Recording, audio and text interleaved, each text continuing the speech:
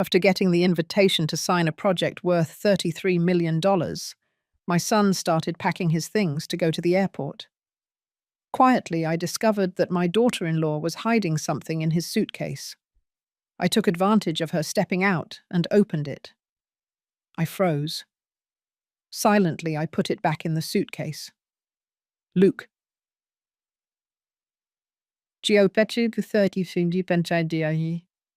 30 foot later, the police arrived. I'm happy you're here.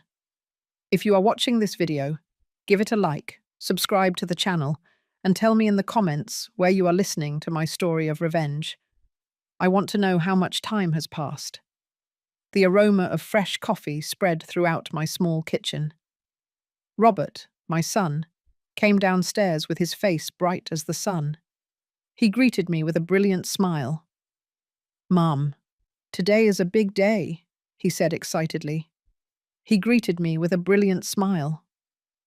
At the table, Charlotte, my daughter-in-law, had already prepared breakfast. She greeted me with a brilliant smile, but her smile was weary, as if she was having trouble maintaining it. "Mum, let me get breakfast," Robert said. "Mum, if this goes well, I'm going to be promoted to assistant director. Can you imagine it? The Solar Red Company will expand across the whole country, he said, laughing. His eyes shone. I cried, exhaling excitement. My gaze went to Charlotte. She was silently gathering Robert's personal items into a small box, her movements slow and her back hunched. She didn't respond to her husband's enthusiasm. She didn't smile. Suddenly, Robert's phone rang. It was an unknown number. He smiled, quickly looked at the screen, and stood up. "I'm going outside to answer it," he said, walking toward the backyard and closing the door. I got up to get water in the kitchen, but my eyes never left Charlotte in the living room. She looked toward the yard where Robert was talking on the phone. Then, as if making sure no one was watching, she walked over to his suitcase. Her hand trembled as she pulled out a small packet wrapped in white paper. My heart tightened. Charlotte looked around one more time and quickly hid the packet among the t-shirts in Robert's box. She smoothed the fabric carefully, as if afraid of leaving a mark. When she was finished, she stood up, let out a long sigh, and went to the basement, muttering something about checking the bathroom. The glass of water in my hand was cold, but inside I was burning. Why would Charlotte do something so secretive? I walked to the box, my heart pounding so hard I thought it would break. I looked toward the stairs. Charlotte was still in the basement. I ran to the kitchen, grabbed the plastic dishwashing gloves, and put them on. I don't know why I did it. Maybe it was a mother's instinct to protect her son. I returned to the living room, sat down beside the box, and carefully lifted the t-shirt. The package was hidden inside a rolled-up t-shirt. My hands were shaking so much I nearly dropped it. I unwrapped the paper, and inside was a small Ziploc bag. I saw a little white powder, a wad of new dollar bills, and a fake ID card. The photo on the card was of Robert. I felt as if my blood was turning to ice. I couldn't breathe. These were things I had only seen in crime movies, but now they were in front of me, in my son's luggage. If this was what Charlotte was doing, what was she trying to accomplish? To hurt Robert? Or was it some secret I still didn't know about? I looked at Charlotte's beige purse hanging on the back of the sofa. Without thinking twice, I took the packet, put it back in the Ziploc bag, and hid it in the inner compartment of her purse. Then, I replaced the clothes in Robert's suitcase and closed the zipper with a click, as if nothing had happened. I took off the gloves and put them in my son's luggage. My heart was still pounding hard. Just then, the doorbell rang loudly, shattering the silence of the house. I jumped.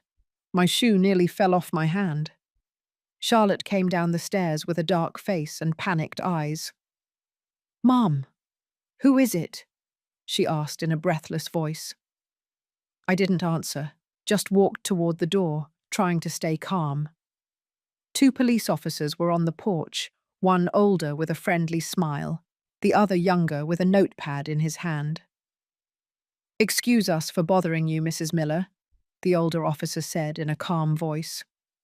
"We're just doing a routine neighborhood patrol. Is everything okay here?" I smiled, even though it was difficult inside. "Yes, everything is fine, thank you," I replied, trying to make my voice sound natural. They nodded. They saluted me and left. I closed the door and leaned against it, taking a deep breath to calm down. But when I turned around, Charlotte's eyes met mine. She looked at me in silence, then turned and tightened her grip on the strap of her purse. The silence that remained in the house after the police left was suffocating. I walked into the living room, and my gaze stopped at the wedding photo on the television screen. In the image, Robert and Charlotte were smiling radiantly, holding hands in front of the church in Boston. I closed my eyes and let myself be carried away by the memories, back to the days when happiness was still complete. I am Elizabeth Miller, a retired literature professor. At 62, I thought my small family was finally complete. My husband, James, died in a work accident when Robert was starting high school. The day I received the news, I was paralyzed, clutching his photo in the middle of the hospital. Since then, only Robert and I remained, mother and son, supporting each other in this house. I worked tirelessly, teaching night classes and spending every dollar so he could go to college. He was smart, ambitious, and always my pride and joy. Every time he received an award, I would whisper to James's photo, "Look, my love, our son is incredible." I remember perfectly the day Robert introduced me to Charlotte. It was a clear fall afternoon. Robert walked in, holding the hand of a young woman with long, dark, bright, but shy eyes. "Mum, this is Charlotte," he said proudly. Charlotte looked down and greeted me with wide eyes. "Welcome, Mom," I said. "Mom," she said anxiously, correcting herself immediately. I laughed and hugged her. "Call me Mum. Good." From that moment on, I loved her, not just because she was my daughter-in-law, not just because she made my son happy, but because her sincerity was evident in every gesture. Their wedding day was one of the most beautiful days of my life. The church in Boston was filled with golden light that streamed through the stained glass windows, creating reflections on the floor. Charlotte walked in a white gown embroidered with roses, more beautiful than any bride I had ever seen.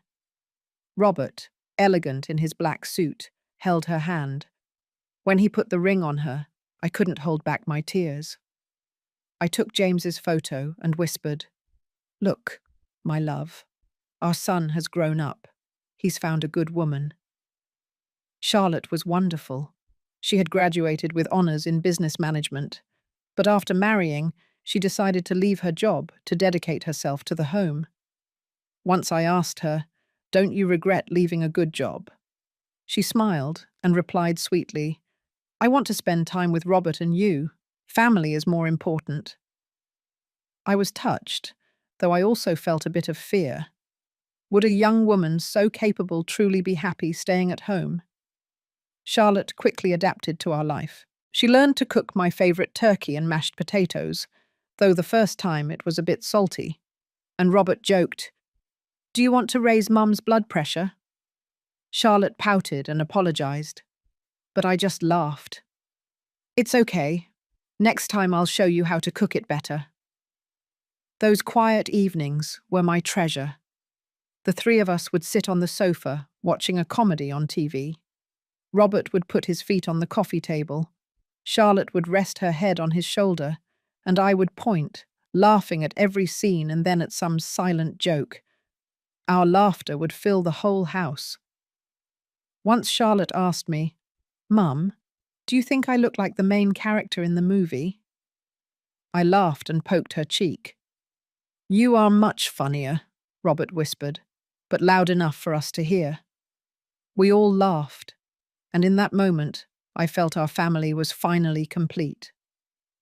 But everything started to change about a year after the wedding, when the first signs appeared. Robert began receiving strange calls and always went out to the balcony to answer them. I pretended to wash the dishes, but I paid attention. He spoke calmly and sometimes laughed. A laugh I hadn't heard in a long time when he spoke with Charlotte or me. "Yes, good. See you tonight," I heard him say in an animated tone, before quickly hanging up and returning to the house as if nothing had happened. I wanted to ask him, but every time I saw his eyes, I told myself, it must be work, nothing more. Then the late-night dinners began. The spaghetti Charlotte had prepared so carefully, the warm apple pie that had taken all afternoon to bake, would be getting cold on the table. Charlotte would sit there, her fork neatly placed beside her plate, looking at the door, waiting for Robert.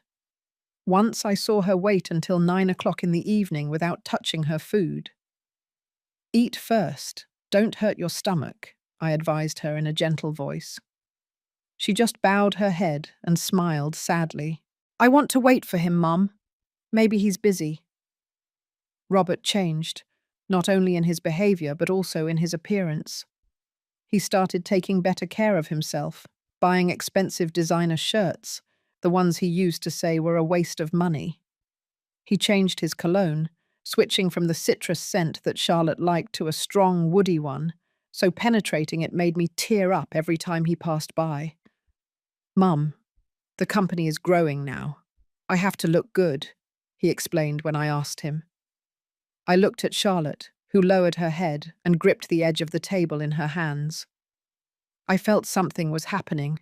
I knew it, but I said nothing. Charlotte tried to keep him by her side, even if it was just little things. She cut her hair, now short and framing her face, which made her look younger. "Mum, do you think I look good like this?" she asked me one morning with hope in her voice. "Very pretty, honey. I'm sure Robert will love it," I replied cheerfully. She also started cooking more elaborate dishes, like chicken in red wine, which she learned by watching the same video twice. But Robert didn't seem to notice. One night, Charlotte put on a new red dress, sat in front of the mirror, and asked her husband, "Do you like how I look?" Robert looked up from his phone and replied without interest, "It's okay." And then he went back to looking at the screen. Charlotte dropped her arms, and her smile faded. I was in the kitchen trying to wipe the table, but inside my soul ached. I wanted to say something, but I was afraid of making things worse. I began seeing her cry alone, not inside the house, but in the backyard, where she normally tended the plants. Once I saw her among the rose bushes with the cleaning rag in her hand, while sobbing under her breath. When she saw me, she quickly wiped her eyes and said with a forced smile, "Mum, dust got into my eyes." I didn't contradict her, just walked over and patted her on the back, but I knew she was crying because her heart was breaking. The night of their third wedding anniversary was the last straw. Charlotte had been preparing all day. She went to the store early to buy fresh flowers and took out the blue candles that she knew Robert loved. "I asked him to come home early, Mum. I want to surprise him," she told me excitedly. The table was decorated like a fancy restaurant, with a spotless white tablecloth, red roses in the center, and the pot roast she had been cooking since the afternoon. I looked at her and felt affection. At 10 o'clock in the evening, the front door finally opened. Robert stumbled in, smelling of alcohol and an unfamiliar perfume. He threw his briefcase onto the sofa, his eyes bloodshot. Charlotte immediately stood up from the table and said in an agitated voice, "Do you know what day it is?" Robert scoffed and shouted, "I'm tired, Charlotte. What do you do besides cooking and crying all day at home, imagining things?" His voice sounded cold, harsh, as if he wanted to crush any effort she made. Charlotte cried, her hands gripping her dress. I couldn't bear it anymore. I walked over and hugged her from behind. I'll talk to him, honey. Sometimes men get stressed from work. Don't be sad. But deep down, I knew he was lying to me. It clearly wasn't work. The next morning, I waited for Robert in the kitchen when he came downstairs, looking for something to eat. I made him a glass of iced tea, put it in front of him, and said in a serious voice, "Robert, you shouldn't talk to your wife like that. She spent the evening preparing something for you." He interrupted me, angry. "Has Mum complained again? I told you she's becoming more and more unbearable." I froze, looking into his eyes, searching for the respectful son I once had, but only seeing a cold gaze full of contempt. "She is your wife, not a stranger," I said firmly. He looked at me without hesitation. "Mum, stay out of our business." Then he turned and left the kitchen, leaving me alone with a cold cup of coffee. The atmosphere in the house became heavy. Robert and Charlotte barely spoke to each other. Meals, once a family gathering, were reduced to the sound of silverware hitting cold, hard plates. Charlotte ate in silence with downcast eyes, while Robert finished quickly, as if he just wanted to get away from the table. I, sitting between them, tried to start a conversation by talking about the weather or the food, but all I got were short answers. "It's delicious, Charlotte," I said once, trying to break the ice. She nodded with a cold smile and continued eating. I looked at Robert, but he barely looked back without saying a word. A week later, Robert came home earlier than usual, a rarity in those months. I was cleaning the living room when I heard the keys in the door. He walked in with an animated expression, put a thick folder on the table, and said excitedly, "Mom, Charlotte, I have good news." I stopped cleaning and looked at him. Charlotte, who was cleaning vegetables in the kitchen, also stopped and looked at him with curiosity. Robert sat down, opened the document folder, and said proudly, "My company received an invitation to go to New York to sign a contract to build a solar power plant valued at over $33 million. If this deal goes through, I will be promoted to assistant director." He burst out laughing, slamming his hand on the table, as if the whole world were his oyster. I couldn't contain my joy. I patted him on the back. "That's wonderful, Robert. Luck is finally on your side. When you succeed, you'll have more time for your family, right?" I said hopefully, wishing this opportunity would be the light that would help clear the tension between him and Charlotte. I looked at her, expecting a smile, a sign of enthusiasm, but Charlotte did not look happy. She slowly put the chopsticks she was holding on the table. Her gaze was fixed on Robert, without a hint of warmth. A fake smile appeared on her lips, but it failed to conceal the tension. "How long will you be gone?" she asked in a neutral voice, as if the question had nothing to do with Robert's good news. I noticed something strange in her tone. It wasn't curiosity, it was distrust. Robert scoffed and replied briefly, 3 days. The meeting is on Friday." Charlotte didn't say anything more. She just nodded and stayed silent, carrying the dishes to the kitchen, even though lunch wasn't over yet. I watched her walk away with a heavy heart. That night, I stayed in my room with the book open in my hands, but my mind was elsewhere. Suddenly, the shouts of an argument shattered the silence of the house. I put the book down, walked slowly toward the door, and opened it a crack to listen better. Charlotte's voice sounded full of suppressed anger, as if she had held it inside for too long. "Aren't you going with her? Wasn't there anyone else in the company who could go? Why did it have to be you?" I could hear the pain in her words, as if her heart was breaking too.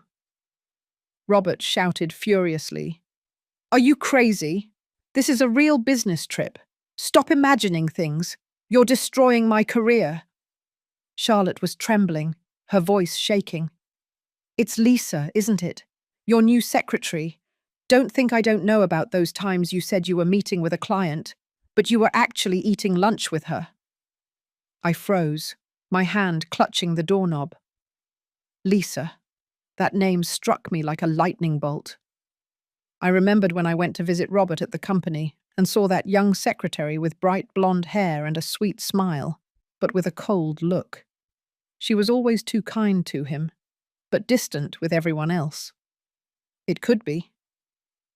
A loud crash echoed, perhaps the sound of a vase being knocked over. I was startled. I took a step toward the door, intending to intervene, but I stopped. I remembered Robert's look of contempt the other day when he told me not to interfere. I lowered my hand with a heavy heart. I told myself it was just a couple arguing and they would fix it on their own. I sat down, but sleep wouldn't come. Outside, the wind rustled through the leaves, producing a constant murmur.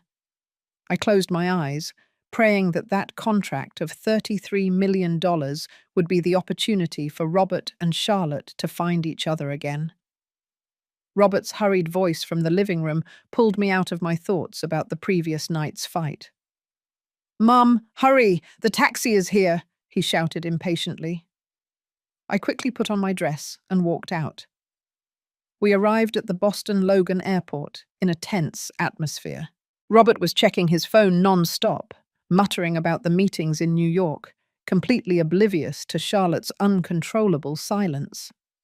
She was sitting in the back with me, gripping the strap of her beige purse with a blank stare. I looked at her, but she lowered her head, avoiding my eyes. The airport was crowded and noisy. Announcements over the loudspeakers mixed with the voices of passengers. Robert quickly checked his luggage and took his black duffel bag to the counter. The employee zipped it up, and the bag disappeared below the conveyor belt. I stood a few steps away, my heart racing. I looked at Charlotte and saw her staring at the bag, biting her lip until it turned white. I was worried because I thought the package was still inside or that she knew something. I didn't want to take her aside and ask her, but Robert returned and handed me a pass to the VIP lounge. "Mom and Charlotte, come and sit down. I'm going to buy a few things," he said in a calm voice before leaving. Charlotte and I went through security without saying a word. I tried to start a conversation. "Do you want me to buy you some water, honey?" She shook her head softly. "No, thank you, Mum." The silence between us became heavier and heavier. Suddenly, a cold, firm voice echoed throughout the airport. "Urgent news. Due to a security alert, all passengers are requested to remain in their seats. The security team will conduct an emergency search. We appreciate your cooperation." A murmur spread through the crowd. I felt my heart beating uncontrollably. I looked at Charlotte and saw she was standing up, clutching her purse so tightly that her knuckles turned white. Sweat broke out on her forehead, and her eyes showed pure terror. A team of police officers, along with 2 dogs with big, watchful eyes, entered the security area.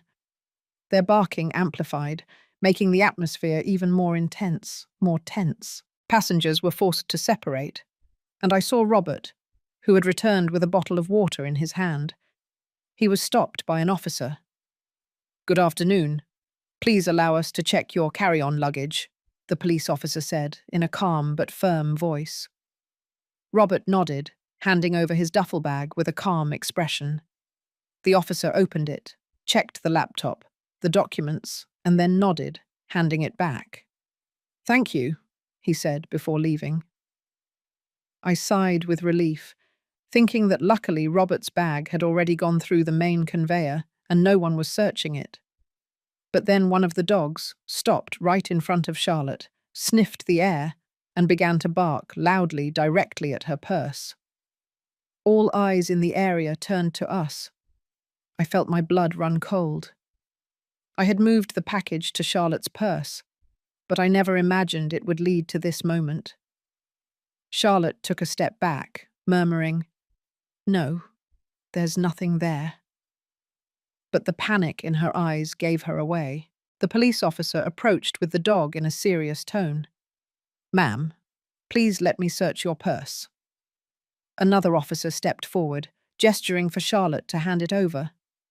Charlotte hesitated, slowly touching the purse as if trying to buy time. The officer opened the purse, took out a wallet, a pen, a key ring, and paused. She pulled out a packet wrapped in white paper. She opened it, revealing a sealed bag with white powder, dollar bills, and a fake ID. The people around me began to murmur. Some took out their phones to record or take pictures. Charlotte cried out in a heartbroken voice, shocked. "No, that's not mine. I don't know where it came from." But the police had already restrained her, and the metallic sound of handcuffs slowly echoed amidst the general silence. I froze, paralyzed, as a wave of guilt and fear engulfed me. Robert, a few steps away, was pale. His gaze flickered between the package in the officer's hands and Charlotte, who was being escorted away. He looked at me as if seeking an explanation, but I just lowered my head. Robert took out his phone, his voice trembling. "Hello? This is Robert Miller. I have to cancel my flight to New York. My family has an emergency." His voice cracked as if he himself didn't understand what was happening. I stood in the middle of the chaos, consumed by guilt and fear. The news of the arrest at the airport spread like wildfire. That same evening, news portals ran the story that the wife of a young director of Solar Red was arrested for the possession of illegal substances and falsified documents. Solar Red's stock plummeted overnight. The $33 million project that Robert had pinned all his hopes on was suspended by his investment partner. His office phone rang non-stop, but Robert didn't answer. He locked himself in his office with the door closed, the only sound being the rhythmic thud of his fist hitting the desk. I stayed outside, my hand on the doorknob, wanting to knock, but terrified of finding a Robert I would no longer recognize. Finally, I went to the kitchen and made him a cup of ginger tea, as I had done for him when he was nervous since he was a child. I knocked gently on the door. "Robert, honey, I brought you some tea." He opened the door. His eyes were red and his hair was messy. He slumped into his chair, clutching his head. "Why, Mum? Why did she have to do this to me?" His voice was shaky, a mixture of pain and anger. I put the cup in front of him, took a deep breath, and sat down. I knew the moment had come to tell the truth, even if it might make him hate Charlotte even more. I started talking slowly, each word weighing on me. "I saw Charlotte put a package in your luggage this morning. I put on gloves, opened it, and found a bag with white powder, money, and a fake ID with another name. But your photo." I paused, looking into his eyes, waiting for his reaction. He lifted his head. His gaze went from surprise to fury. "She dead?" he yelled, slamming the table hard, making the cup rattle. "She dared to do this to me?" I continued, my voice shaking. "I don't know why she did it, but I couldn't let you take that package on the plane. I moved it to her purse just before the police arrived." Robert looked at me, his eyes wide with disbelief, but his anguish got the better of him. "She deserves it," he shouted, standing up and pacing back and forth. "She wanted to destroy me, to ruin my career." I watched him consumed by rage, while the weight on my chest grew heavier. His anguish worried me. He didn't ask why Charlotte would do something like that, or if there was a deeper motive. He only believed that she had betrayed him. That same night, I heard him call his lawyer with a cold voice. "Immediately file for a unilateral divorce. Reason: my wife's behavior has seriously damaged my reputation and career." I stood on the other side of the door, listening to every word, while shame cut me like a knife. I had led Charlotte to this situation. But I couldn't understand what had led her to do such a thing. A girl as sweet as Charlotte. Why would she do it? The following days, I couldn't sleep well. The images of Charlotte tending the plants in the garden, the food she prepared so carefully, her sweet smile when she spoke of Robert, all appeared with painful clarity. A girl like that, how could she do something so terrible? I wondered if maybe I had been too impulsive in switching the packages. Was there something more behind this that I didn't know? My initial anger toward Charlotte began to turn into confusion. I decided I had to see her. I had to hear the truth from her own mouth. I went to the detention center on a grey morning with the sky covered in heavy clouds. I sat across from Charlotte, separated by a thick plastic screen. I barely recognized her. She was emaciated, with dark circles under her eyes, and her once bright hair, now dull and softly tied back. She looked at me without rancor, only with a hopelessness that broke my heart. "Charlotte," I said fiercely, "why did you do it?" I asked her directly without beating around the bush, because I knew the visiting time was short.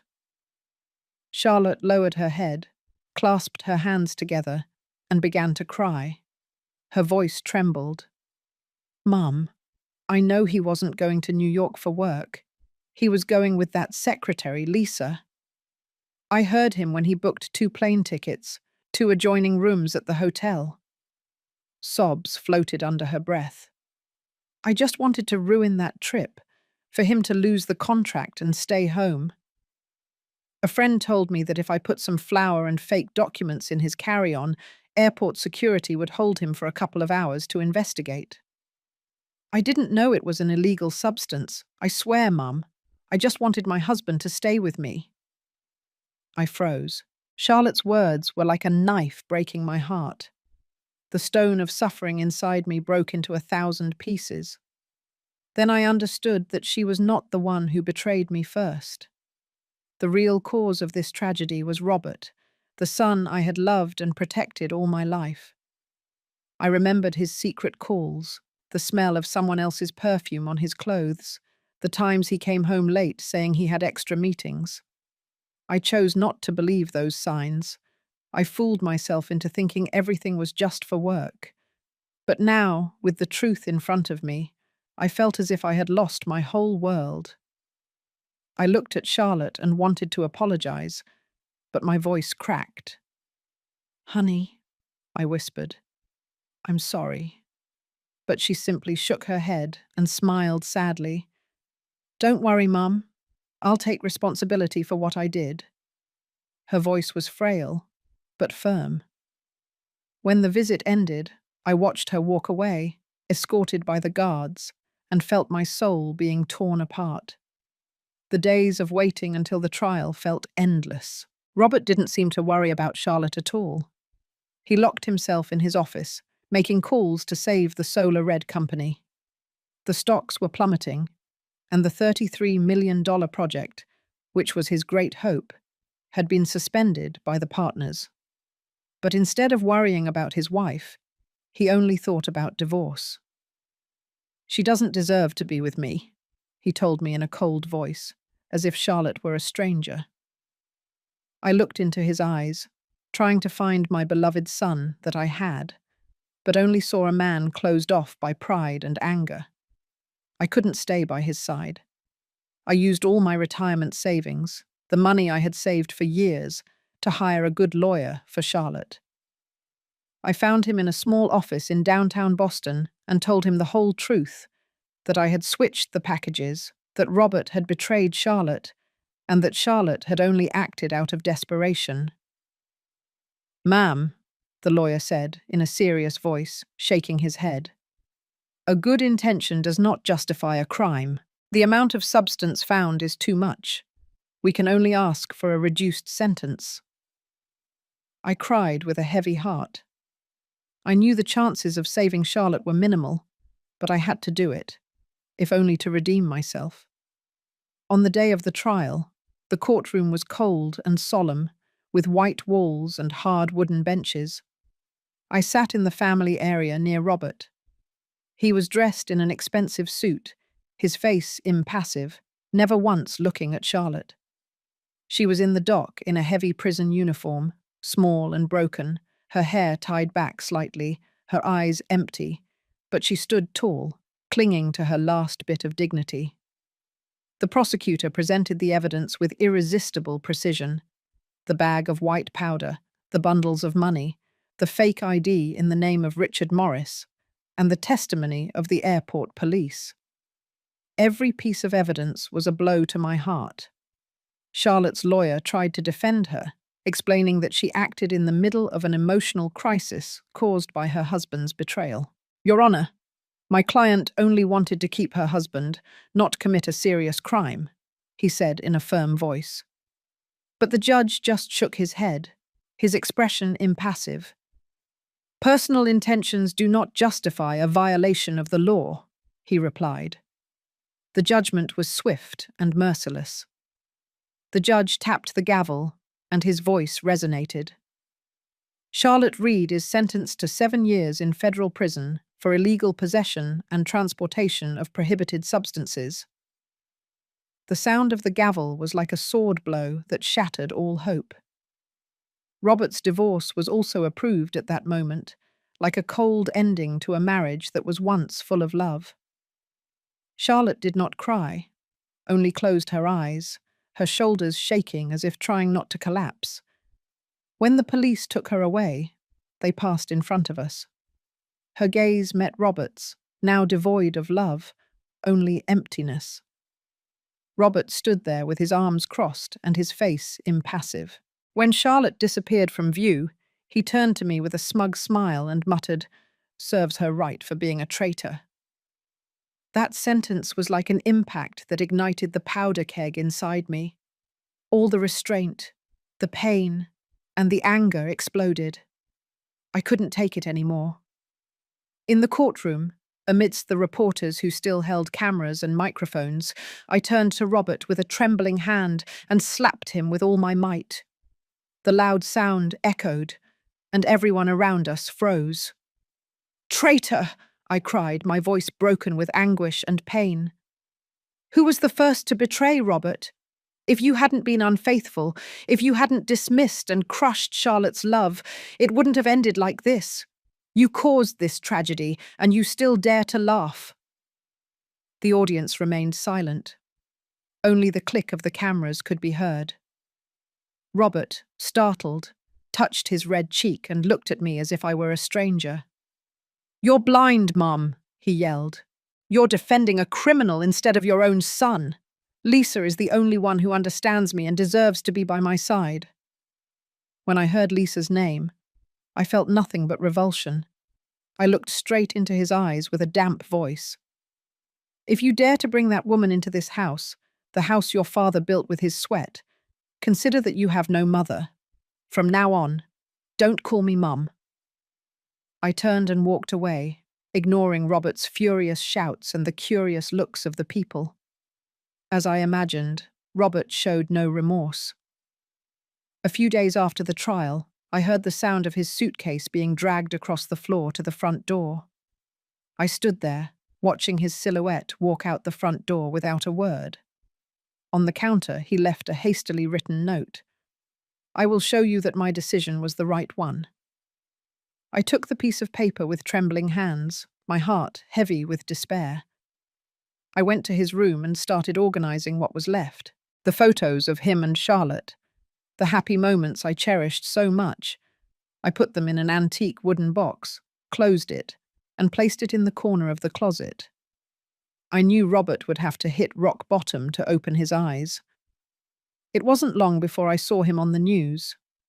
Robert held a press conference at a luxury hotel in downtown Boston. Dressed in an expensive suit, he sat in front of a dozen microphones and declared with a confident voice, "I finalized my divorce and fired several disloyal employees. Solar Red will continue to grow stronger than ever." Then he introduced his fiancée, Lisa Morgan, his young secretary with bright blonde hair and a brilliant smile. She leaned on his arm, her lips painted in a smile that I only saw as calculated.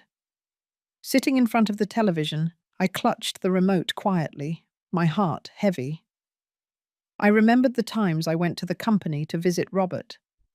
Lisa was always nice to him, but cold and distant with the other employees. I never imagined she would go to the extreme of showing herself publicly with Robert, so soon after Charlotte's conviction. Robert began living a life of luxury, as if to show that he didn't need anyone else but Lisa. I heard the neighbors whispering that he bought her an expensive sports car, designer handbags, and took her on trips to places he used to say were only for special occasions. I saw the photos in the newspapers of Robert and Lisa smiling in a fancy restaurant and felt my heart sink. I thought of Charlotte, sitting in a jail cell, and wondered how my son could be so blind. To compensate for the losses from the $33 million project, Robert plunged into risky investments, ignoring the advice of his former partners. "Neighbor, Robert's company is full of debt," Mrs. Rose told me one morning at the supermarket. I just nodded, trying to hide the growing worry inside me. The downfall came faster than I imagined. One morning, while I was making coffee, my phone vibrated with a news alert. The headlines on the screen screamed, "Solar Red CEO, Robert Miller, under investigation for financial fraud and business manipulation. A partner accuses him of insider trading," and I stood there with trembling hands. The coffee pot almost fell. The article revealed something even worse.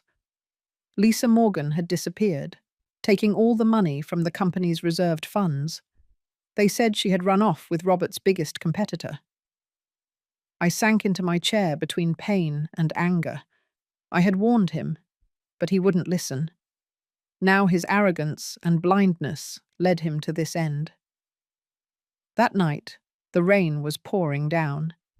The downpour hammered hard on the windows, as if trying to break the silence of the house. I was sitting in the rocking chair to escape my heavy thoughts when I heard a faint knock on the door. I stood up with a small sense of uncertainty in my chest. When I opened it, I saw Robert standing there, soaked. He was no longer the elegant CEO he had been before. His wrinkled suit clung to his body. His hair was slicked back, his face drawn and tired. His eyes were red, full of despair and regret. I stood there, not knowing what to say. I just looked at the son I had loved all my life. Then Robert slid under the porch, out of the cold rain. "Mum, I've lost everything," he said in a heartbroken, trembling voice, like a lost child. Seeing him soaked in the rain, my heart ached, but I knew it wasn't the time to coddle him. I didn't rush out to hug him. I didn't comfort him as I had done when he was a child. I just opened the door wider and said in a calm but cold voice, "Come in. You'll catch a cold." Robert looked up with red eyes and stepped in silently. Water dripped from his clothes onto the polished floor, leaving long, dark trails. I went to the kitchen and prepared a cup of hot ginger tea, as I had done when Robert was having a hard time. The smell of ginger filled the space, but it didn't dispel the tension I felt inside. I put the cup in front of him and sat in the chair across from him, waiting in silence. I wanted to hear him, to know what he had understood after everything that had happened. Robert, trembling, took the cup, and the heat seemed to calm him a little. With the sound of the rain in the background, he began to speak in a hoarse voice, a subdued voice, as if every word was difficult to pull from his soul. "Lisa was never honest, Mom," Robert said, looking at the cup. "Every time I talked about getting married, she changed the subject. She said we needed more time, or that my career was the most important thing right now."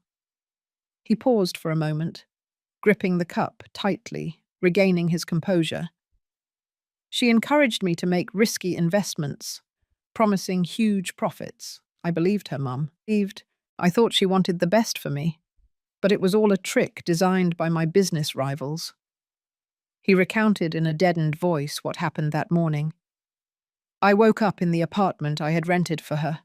The safe was empty, the drawer was open, and the company account was empty. Lisa had taken all of Solar Red's reserved funds and disappeared with my biggest competitor. Robert lowered his head, his shoulders shaking. I've been suspended from my position. I'm under investigation for fraud. My partners have turned their backs on me. My friends have distanced themselves. The apartment I was renting, the car I was paying for, everything is about to be repossessed. I'm dead in the water, Mum. I've lost everything. He looked at me with tearful eyes, desperate and remorseful. Now I understand, Mum. Now I understand how much Charlotte truly cared about me. He began recalling the small details, as if memories of Charlotte returned one by one, painful but clear. She knew what I liked to eat and what I didn't. She shined my shoes every morning with care, without a single wrinkle. When I was sick, she spent the whole night by my side, taking care of me without complaining. She always gave everything to the family. She was sweet. She never reproached me for anything. Robert rested his head on the table and began to cry like a child. And I treated her so badly, I doubted her. I scoffed at her love. I sent her to jail. I destroyed her life. I destroyed mine. His sobs filtered through the kitchen, mixing with the sound of the rain, like a sad, endless melody. I let him cry for a long time without interrupting him. When his crying subsided, I placed a gentle but firm hand on his back. I didn't comfort him with empty phrases. I didn't hug him as I had done when he was little. I looked him in the eyes and said in a calm but firm voice, "Tears solve nothing, Robert. You burned down your own house. Now you have to clean up the ashes." I paused, letting my words sink in. Take this as a life lesson for you to learn to be responsible for yourself and for others. Life doesn't let you grab the thread of experience too many times. I stood up, walked toward the window, and looked at the rain that continued to fall without ceasing. "Get up," I said firmly. "Start with what you still have, your health and this house. I don't promise it will be easy, but I'll be here when you really want to fix your mistakes." Robert looked up, his eyes still wet, but something different was visible in them. A small spark of hope, a cold light against the storm. He nodded without saying a word. He took the cup and took a sip as if trying to regain his strength. Many years have passed since that night of torrential rain. This house, which once saw the painful wounds of my family, is now slowly filling with light again. I heard that Charlotte had been paroled and released from federal prison early for good behavior. The day she got out, I went to greet her. I stood in front of the prison gate, with my heart pounding like a mother waiting for her daughter to return. When the iron gate opened, I saw Charlotte stepping out. She was no longer the innocent girl she had been before. She was thinner, her face more weathered, and her eyes bore the invisible scars of the difficult years. But when she saw me, a genuine smile touched her lips, as if she had found the warmth of family again. Charlotte came to my house that afternoon, not to see Robert, but to see me. She lowered her head, hugged me, and placed a small bag of tea in my hands. Her voice trembled when she said, "Thank you, Mum, for not abandoning me through all this." I looked into her eyes and saw sincerity, and also pain that hadn't gone away yet. During the years Charlotte was in prison, I visited her frequently, bringing her her favorite snacks and the books she used to read with me. I wanted her to know that even though she had made mistakes, I never stopped seeing her as my daughter. "You don't have to thank me," I told her, holding her hands. "Now you are free. I am the one who owes you an apology." Charlotte told me she was going to move from Boston to a small town in the South to start over. "I want a quiet life, Mum. No noise, no complications," she said. Her eyes sparkled when she talked about the future. I hugged her and squeezed her hands. You don't owe anyone anything anymore, Charlotte. Go live in peace. Be happy. You deserve it. We embraced for the last time. A big hug, full of affection, understanding, and forgiveness. When she left and her figure disappeared at the end of the road, I knew she was all right, that she had found the strength to rise from the ruins. Robert never saw Charlotte again. When I asked him, he just lowered his head and murmured, "I don't have the right, Mum." Since that rainy night, Robert has changed. He sold everything he had left, his apartment and his car on credit, to pay off his debts. He started from scratch as an ordinary employee in a small business.